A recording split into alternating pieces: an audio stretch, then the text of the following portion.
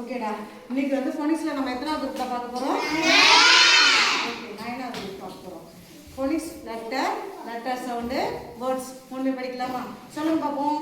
A I R. இதோட சவுண்ட்மா A. ஓகேவா? அடுத்து சொல்லுங்க. A R E. Sound R.